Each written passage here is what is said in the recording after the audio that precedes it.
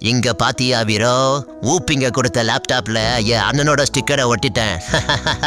அதானே, சொந்தமா எதுவும் பண்ண மாட்டீங்களே. ஆமா, சர்க்கார் படத்துல டிவியை உடைச்சானே உங்க தற்கூரி அண்ணன், அந்த மாதிரி இதையும் உடைச்சிட மாட்டிய? சேச்சா, லேப்டாப் முக்கியம் ப்ரோ, அதை விடுங்க.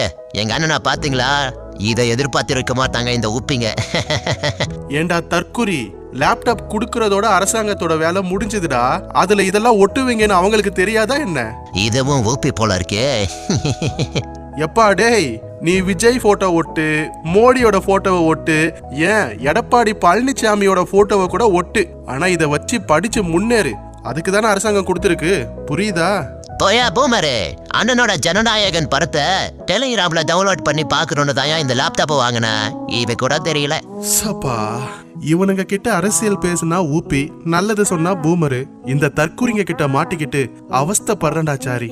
இவங்க எல்லாரும் தமிழ்நாட்டு அரசியலோட அந்த மாற்றத்திற்கான அறிகுறி.